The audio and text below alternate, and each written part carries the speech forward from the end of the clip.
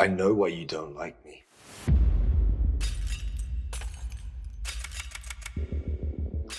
You see a good-looking man, confident, dressed to the nines, money in the bank, talent, woo-hoo, dripping off my body. And you can't relate, can you? Of course you can't. Ironically, as much as it pains me to say it, I used to be just like you. When I grew up, there wasn't carpet on the floor. There wasn't food in the cupboard. I wasn't the biggest, I wasn't the strongest. I took a few beatings in my time. But that right there is the main difference. See, I took my beatings. I kept moving forward. I didn't blame anybody else. I own my journey. I got bigger. I got stronger. I attained wealth, all on my own, because I know exactly who I am. I'm the king of the earth. Every knee will bend, every head will bow, and every tongue confess. Tateness is greatness.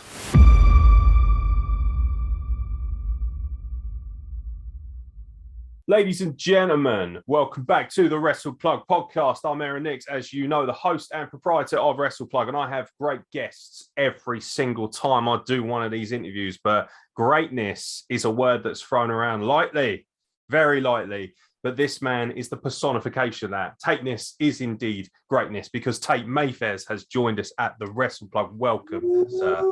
What an intro. Good stuff, my son. Appreciate it. It's a pleasure to have you on, sir. I know you're a very busy, crazy hectic schedule. Let's get the boring stuff out of the way before we get into the meat and the matter, the great rivalries, the great bookings that you're picking up, the great, well, let's be honest, the great fights that you've been getting involved in lately. For the people who are stupid enough not to know, who have been living under a rock, explain to us how great Tate is. How great. It's not a percentage. There is no limit. There is no way to measure this. I am the very full embodiment of greatness itself. I am the source of the force. You know what I'm saying? Anything that is touched by the light, I am the light behind it. You know what I'm saying? And when it comes to professional wrestling, you can Google it yourself. Just literally, it's a fact. Go on Google, go images, type in the greatest professional wrestler to ever walk planet Earth, and the very first thing you see is me. You can't make it up. It's real. So you asked, I have told you. Humbly, I have told you. Yes. I want to know, is it because you make everything look effortless, easy, smooth, the personification of fluidity? Is it, you know, behind the scenes, is it difficult to keep up this level of greatness? Is it tough? There's a lot of graft. There must be a lot of work that goes into being this good at what you do. Truthfully, I will say this. Greatness in itself is very easy when you have grasped the concept. To become great is very, very challenging, and I will admit, I was not born great. I was not born with everything. I wasn't born so good looking, so talented, so charming, lots of money, all the rest of it. I really was not. I have been to hell and back. I have clawed, I have fought, I have fallen, I have been beaten, and I have got up, and I've continued to fight. That even in itself is even more credit to me, because this is the truth. You have to put in the effort. You have to never quit. You have to continue to fight hard. And if you believe in yourself, you will attain the greatness that you perceive is there for you to have. And I have done that. And when you do get to that position, that place, it feels very, very natural and very, very fluid. as you say. Yeah, I get the distinct impression a lot of work and a lot of graft has gone into sculpting the excellence that everyone gets the pleasure, the distinct honor of seeing week in, week out. And I've noticed that Tate Mayfairs is now starting to appear everywhere. Like, you've always been very talented, but now you're starting to appear on the bigger shows, the bigger areas. You're working for the Progresses now, the TNTs that are merging with Progress and doing so much good work there. How has your experience been as the limelight just grows and grows upon you? Yeah, great, to use a simple word that we've been using already, but it's, for a while, was frustrating, you know, because I felt like I had everything. I know that I had everything, have everything, to be in certain positions, and it doesn't come. And there is still much more that I wish to achieve, and I will achieve, that is not here and now as we record this, but is on his way. Before, like I say, it's kind of like the first thing that we touched on about, is greatness hard? No, it's effortless. So in that same way, previously, when these opportunities and these experiences were not here for me, there was a tension in myself. There was a tension in me. But as I relaxed and knew, confident, fully, 100% in who I am and what I am, then it relaxed, and then it becomes more comfortable. So what I'm saying, if I can pull it together, is that when these opportunities arise, and when I'm living it now, in the here and now, it feels effortless. Just like, as I mentioned, it's not even like, I do not even feel, at first I did, like, oh, excited or overwhelmed, like, oh, brilliant, this is happening, but it isn't even like that now. It's just like, yes, this is exactly right. This is exactly what I expect. And it feels good, man. It really does. Yeah, it's well deserved as well, and it's well earned. And I recognize that not everybody appreciates greatness until it's in their lap, until it's glaring them in the face. The amount of places that you are preeminently the best, like the very best, and that is seen in the way you work. Your drive is clear and evident. You are willing to outwork the entire room, as well as look effortless in everything you do, because, as you say, now that you have grasped the concept of greatness, it is effortless to you. But you mentioned that it isn't enough. There has to be more. There's greater goals in mind. Is there a pinnacle to you? Is there anywhere where you would settle? Because I don't imagine settling is something that greatness ever does. No, it doesn't, does it? It's limitless, isn't it? And not all things, like I'm gonna say, but there is I have a vision, and there is many things to come. And I'm sure beyond that,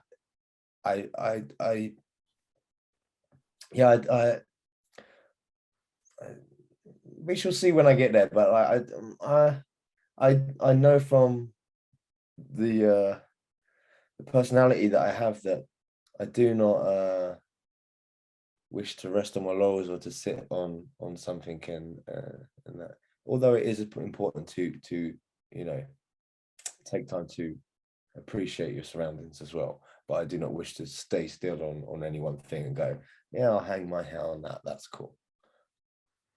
A lot of people watching this will know you from Rumble. Yeah. Rumble Wrestling's preeminent star, the biggest, most charismatic man in the room. You know, obviously, some people might argue that. The Rumble Wrestling champion might certainly argue that. The greatest. Exactly. Let's be honest. Let's be real. I'm sure Sid will have plenty to say to me, but I want to talk to you about that, because, in my opinion, like, I'm in a lot of places now, and I've worked very hard to get to that point, just like yourself. And I get to consume a lot of rivalries. but I have yet to see one with the amount of intensity, ferocity, and true passion and work rate that you and Sid Manelli seem to have. It is a consistent back and forth. There's a lot of vitriol there. There's clearly aggression there. There's ego there. We don't know on whose side. I would hazard to guess possibly on the champion side, at least the reigning champion for now. But we know after what happened on the weekends that things are going to continue to escalate.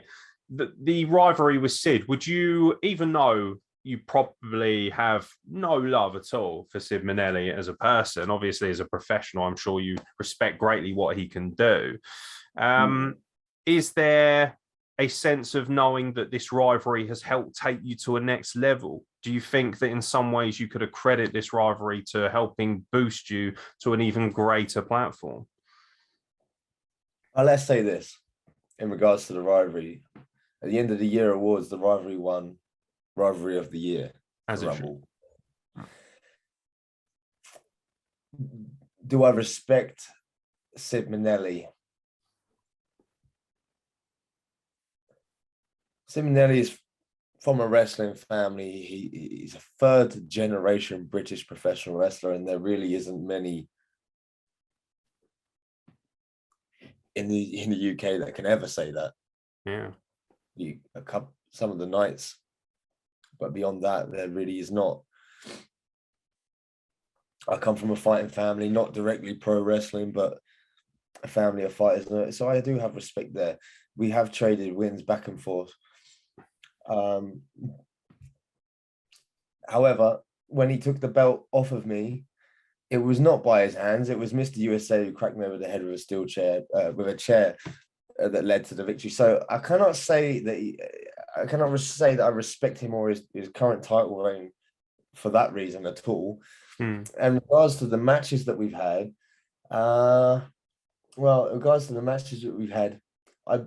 repetition. More experience, the more experience you get does make you greater. So I have fought him tooth and nail all through last year and the years prior, before we went into the lockdown. So in some way he has been the will to grind the axe, or a sword to sharpen the sword. But at no time do I ever think that it's him who has made me great. It is more the repetition of violence and battle that has made me great, and my own ability to adjust and continue to grow. The rivalry notwithstanding, you made history last week. It seems every time I see you, you make history firsts. This is something that I mentioned on my podcast. Tate Mayfairs makes history. Tate Mayfairs is first. Anyone can do something, but not everyone can do it before anyone else.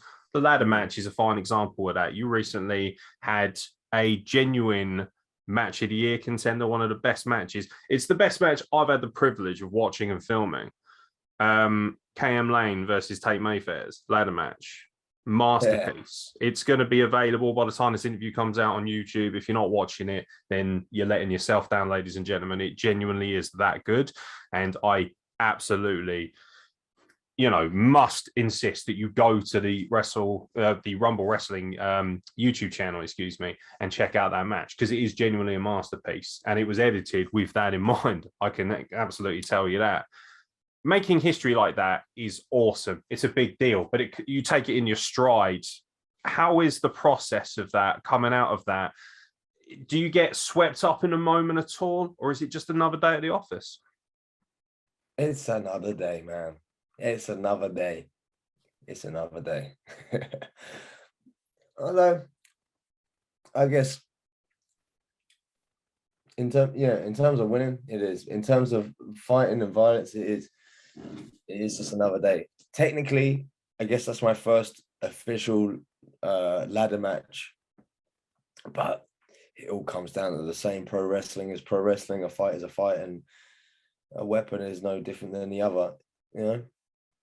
So yeah, it was fun to say that I done a ladder match, and it was fun to do a ladder match. It was cool to win a match by just having a grab a briefcase. That's a cool different thing from having to pin a guy or submit a guy. But in terms of my emotional attachment to it before or after, I approached it the same way.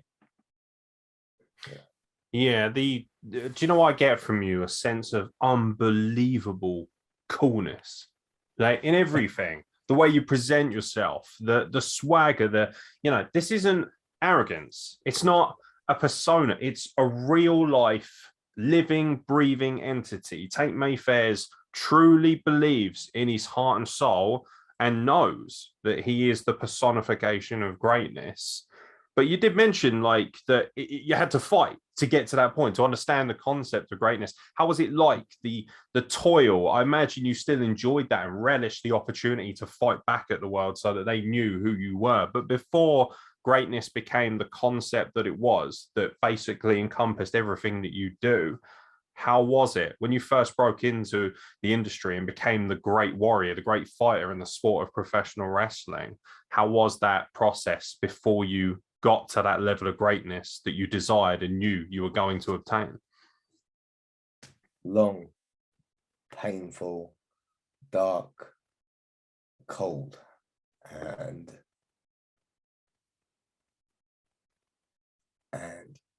infuriating. But I always knew who I am and what I'm capable of doing. And so I always carried that with me. And now look at me. Check me out. I look good. I smell good. I walk around with belts on my shoulders. I walk around a champion, and it has all been worth it. And yes, I get to say that stuff. Yes, I get to live this way. Yes, I have these accomplishments, but like I said, it is not over, and I do not believe it will ever be over.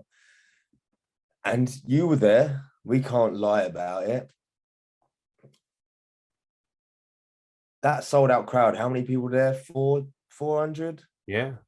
400 or so, maybe 5, maybe like, between the two. Absolutely. How many people were cheering for me?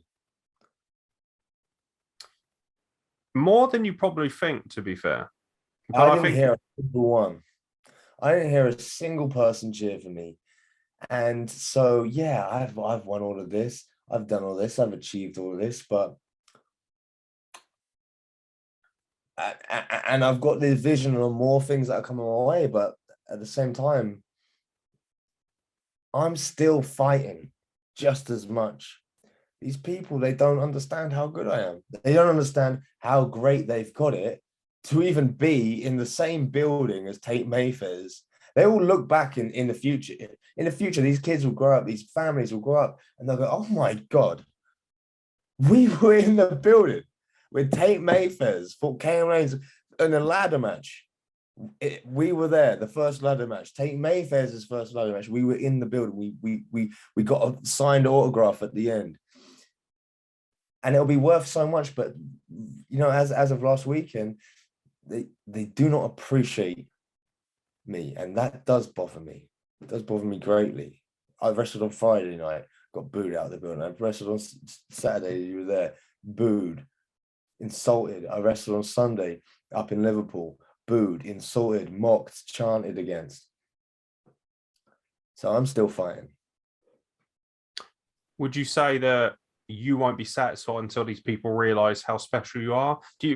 I don't get the sense that you need that, but at the same time, it's nice to be recognized as the best. They need it. They need it. These people need it. It's not about me. I've achieved my stuff, yeah, but I'm doing it for everyone. That's what greatness is. When you get to a certain level or achieve all of this, then it becomes about the world, because I understand that it is. I'm a humble man. I am a humble man. I understand that this is a greater experience. The world is greater than an individual. And that's why I become greatness in itself, because I realize what we're doing here on planet Earth. Everyone's walking around thinking their life is so special. I say, you're ignorant and you're all arrogant and you're all egotistical, really. I'm here to show you how to live your best life. I understand that. I've spoke with higher beings. I get what's going on here.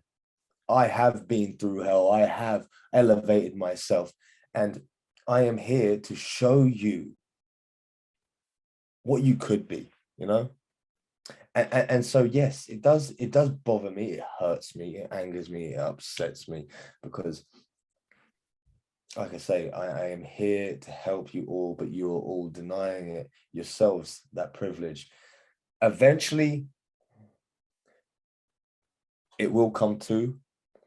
Eventually, every knee will bend, every head will bow, and every tongue will confess that tateness is greatness.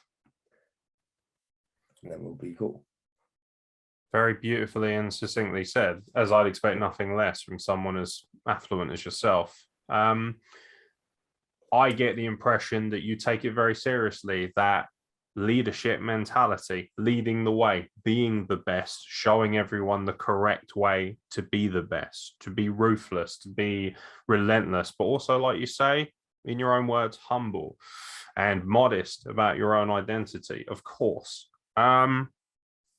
Is there anyone in this business that at any point you looked up to before you reached the pinnacle yourself?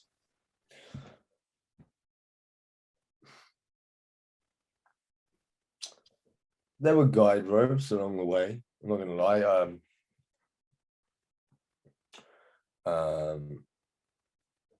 Yeah, there were guide ropes along the way with people who I trained with when I was a young kid, who went on to have great success. I think, you know, Rockstar Spud. I used to, when I very first broke into business, I was 14 years old, and he was on all the shows, and I ended up training alongside him underneath the same trainer. And you know, he was already way on his way, and he went as far as he has gone. And many other people who were trained by the same person, and worked at the same companies, your Dave Mastiffs, your Martin Stones, etc. So yeah, but the thing is over time, these people, you realize they let you down, you know. They are not, you hold them up to a certain level, and then as you surpass them, you realize how silly it was to ever have any faith in them, really. So yeah, there have been some people, but I realized that really it was an internal force that pushed me to be great rather than anyone else, you know what I mean? And the only one person I'd say that stands is not even from the wrestling world, but that's Muhammad Ali. I think Muhammad Ali is still a few steps ahead of in terms of what he's achieved in his career as to what I've achieved in my career. I think that he's still got, you know, a few notches on me, which I will surpass in the next 3 to 5 years. But yeah, that is the answer to that question. Is it lonely being that high up? Do you find it difficult in any way? Is there any, do you ever wish that people could, I know you bring people up to your level as much as you can in our business, but do you not feel isolated being so good, but being alone at the top? Can I ask you a question? Sure, of course.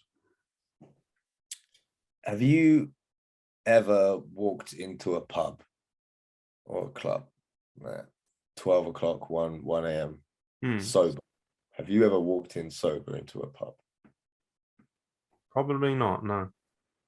Have you ever been, I don't know, if there was like a children's party or just a group of kids, and you've been the only adult there? No. Or one of the only adults there? I mean, I've definitely been in situations where I felt that I was the only one of sound mind. That's my life. That is my life. I am the only sober person walking the planet. I look around, I see people off living a joke, caught up in nonsense, chasing clouds, lost, completely lost, angry, sad, confused, completely, completely lost, and like so full of belief, but in nothing. It is like being the only sober person in the pub. It is like being the only grown up in the room. And I try to grab people and tell them. I try to lead by example. I set up things in place to lead people down the right way. And I can only do so much. This is why I do what I do with professional wrestling, is in some way to set a guide rope, a set of footprints for people to become great. And in time, everyone will see it. In time, everyone will see that TATENESS is greatness. But I can only do so much. I can only do so much. Yes, is the answer to the question. I understand that. Is there, in rebuttal to that, is there anyone around you that you look at and think this individual might have a chance? This individual might get it at some point and might get to at least walk the same path that I've walked of greatness. They may not necessarily achieve the level that you have. I think that would be astonishingly difficult for any of us. But is there anyone you look around? Passing through an eye of a needle. It's like passing through the eye of a needle to get to where I am at. A man like me, only comes along once in a millennium. Like it just does not happen, you know. So, but potential, absolutely. You know, it's a shame I've had to beat up so many great guys but hopefully the hard times will teach them. KM Lanes, he has potential. Nino, Brian, if you've seen me wrestle him, you have, haven't you? Yeah. I have, yes. He has great potential. The pair of them, great. But they need to stop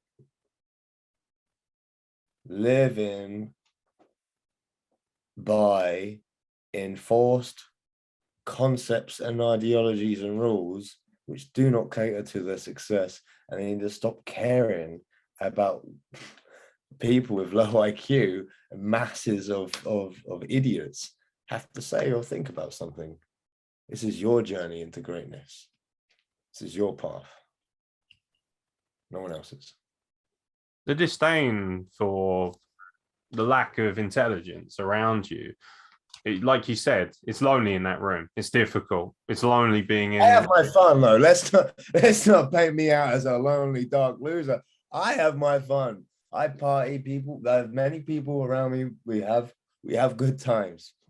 I'm just saying that there is a level of intelligence which is, and there's a knowing of a certain knowing of knowledge which you can try to tell people, but it passes straight through them. That's what I'm saying. But carry on. No, absolutely. I'll stand corrected on that. And obviously, you know, being that good means people will gravitate towards you. They will want to be with the champ. They'll want to be with the best. That's, you likened yourself to Ali. No different. You know, that's why we're conducting this interview, because the reality is. But you know what? I didn't see Ali at the nightclub. I didn't see Ali on the dance floor. And, you know, I get that in too. And that's why, you know, I will surpass it, because I'm one of a kind. That's, I mean, I don't doubt that. Yeah, no, good. Good. I'm glad you get it. You get it. You're one of the people who ain't dumb. Too dumb. You're a little bit, but you ain't too dumb. I'm getting there. I'm working hard, but it's hard to chase that level of greatness. It is. I will succeed that, you know, and that's why I'm on this side of the interview ultimately. But we thank you for your time nonetheless. There's a lot of names in this business that are vying for you.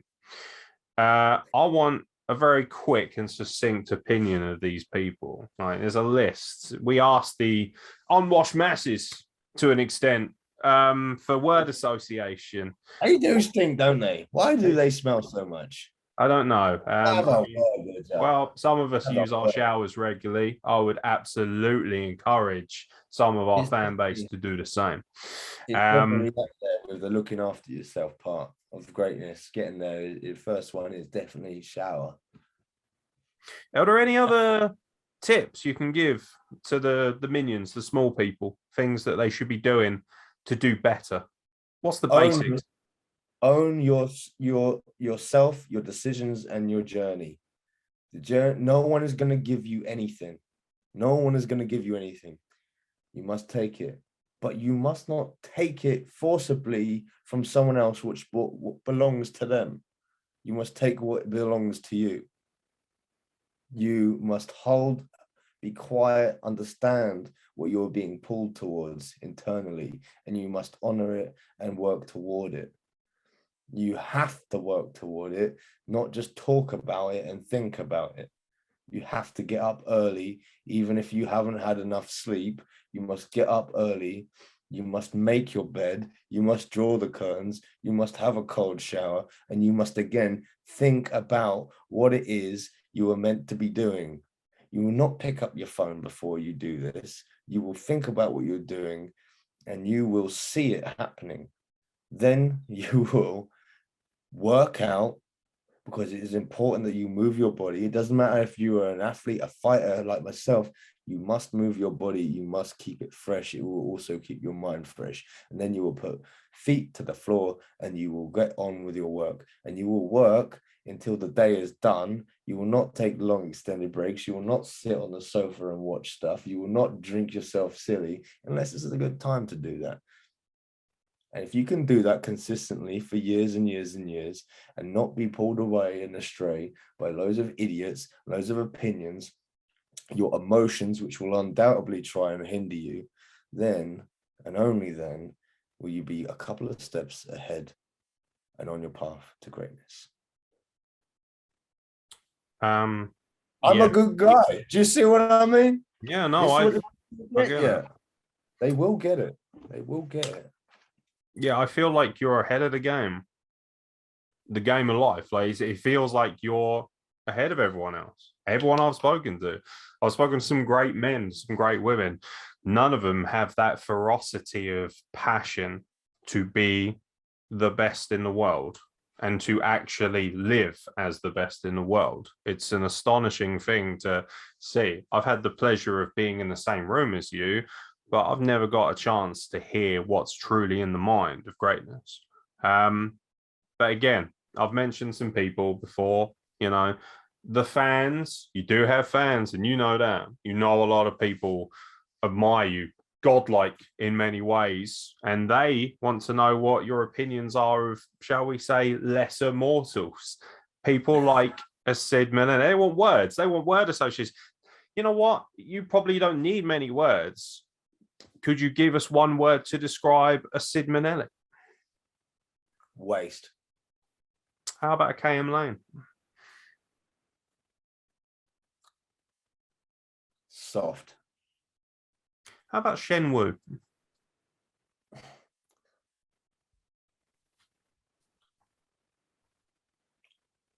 Respectful. How about Stephen Barker?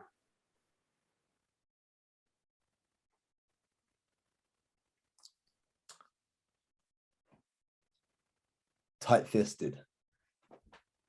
He Okay. should be paying me more. We've spoke. He pays me handsomely. He pays me a lot more than anyone else on there, and a lot more than he's paid anyone else before. But I mean, when your worth is unlimited, the contract negotiation is always work. There's always time for contract negotiations. You know what I'm saying? Yeah, great man once What's said. the building on Saturday? You couldn't get another person in there. Yeah, people were turned away.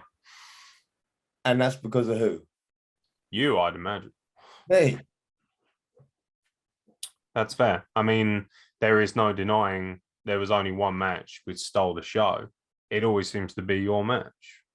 A few more names, and we'll let you get back to being as good as you are, because ultimately I feel that I appreciate time is money. if you understood how many things I have to do before the night is through, then yes, and I appreciate that. You're a respectful guy.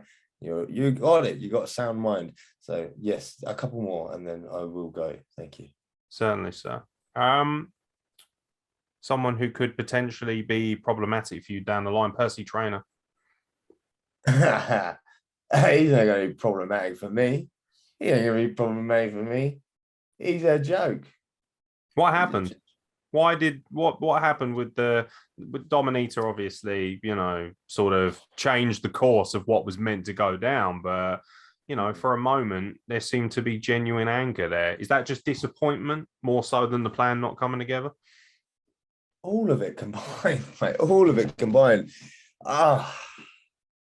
See, I wasn't thinking, I'd let that one like leave because it's not good to dwell on these bad things, and then you just come and bring it up again. Like, just like it's not really cool of you to do so, but I apologize. Oh well, now you bring it up. Yeah. The plan. Look, I said, I don't know if you remember what I said before the match. It's like I was the Big Daddy champ. 2 belts last year. I had a heavyweight championship and the All Nations championship either side of me. That was a great time, and it was when I had a fight with Sid Manelli that Mr. USA got upset that I kicked him, and he came out and hit me with a chair. Yeah, and that's how I lost my belt. And now Sid's walking around like he's the champ. He holds that belt, like, and gets everyone cheers for him holding the heavyweight championship, calling himself the heavyweight champ. We want more, all of this, and I'm just sick of it. I'm sick of having to fight Sid Manelli. I'm bored of it. I'm actually bored of it. I'm sick of fighting him. I'm bored of fighting him. He didn't beat me for the championship. I've beaten him. And I just didn't want to have to fight him again to win back the belt that's rightfully mine. And so I said, look, I'll win the Money in the Bank, which I did. I said I would do it. I would do it. And I said, Percy, just go out there and beat Sid Minnelli so that then I can fight you because you're a joke, and then I'll win the belt, and I don't have to deal with Sid Minnelli anymore. He was struggling. The ref was down. He was covered. He'd got hit with the RKO. I just, I can't be doing this. So I've come out there and I've gone to have a word with Sid Manelli, and that's all I did. I went to have a word with him. Some people say I attacked him, but the way I see it is I just went to make sure that he didn't cheat while the ref was down. That's why I saw it. Anyway, Sid gets in the way, and I end up having to hit him because he's just, he looked like he was going to attack me, so I had to beat him up because he looked like, and I can't trust him. Bear in mind, this rivalry is deep. This rivalry is intense. You know what I mean? And when I see I'm in the ring and Sid Manelli starts coming toward me, I'm like, nah. So yeah, I made sure that that wasn't going to happen, and I said, let's hit him with the briefcase because he's, it'd be funny and it would hurt him. And he deserves it, let's be honest. And Trainer had his friend backstage. He said, we'll bring her down. She'll do it. I thought, oh, even better. Like, I just get to watch it. He can hold the arms, and I just get to sit back and watch this thing go down. And I'll keep my hands clean of this, because I don't want any dirt on my hand. But she wouldn't do it. She wouldn't do it. But I don't know why. I don't know what's going on with their friendship. Why it was some. So I said to her politely, "Hey, do what you're told, you idiot. Like, do what you're told." And she said, and then next thing I know, she hit me in the stomach, completely unprovoked, with the suitcase, and then hit Percy. And I get up off the floor. Oh, and then she splashed me as well. And I get up off the floor, and he's blooming lost the match. He's lost the match, and now Sid is still the heavyweight champion. I've broke it down as clear as I can to you there. Like, I did nothing wrong. I have no idea what's wrong between the two of them. And I'm disappointed in Percy for not just doing what needed to be done. It's a frustrating situation all around. And now Sid is still the champ. So, I mean, what do you think? I think that clearly these people didn't have the level of performance to match you, because otherwise they wouldn't let you down in that scenario. I mean, you know, it's very clear that I'm not on your level, but if I was ever fortunate enough to advise, I would say that maybe certain individuals could potentially give you more promise, potentially more reward, or at least be competent enough to do their job. It's disrespectful. Yeah. It's disrespectful when I come to you and hey, look, I'm not putting. This is an opportunity for you to win the World Heavyweight Championship. Like, and I'm putting things in place to make that easy for you. Okay, it's disrespectful to fail for me like that. Is it hard to be humble when you've tried to give so much to them and they failed you like that? It's hard to be humble straight up, but I still achieve it. You know, not Yeah. everything in life is easy. Okay. Well, obviously, if you're a Rumble fan, you're going to need to pay attention because you are holding that briefcase. You have an opportunity at your time and at your disposal to cash in and become champion. And I'm sure there is no doubt that will be the case. But at the same time, we'll leave it there. So is there one thing that you want to say to people watching? Is there something that they should take away from this interview more than anything else when they go to bed, when they resume their normal, disappointing lives? Is there something you would like them to know?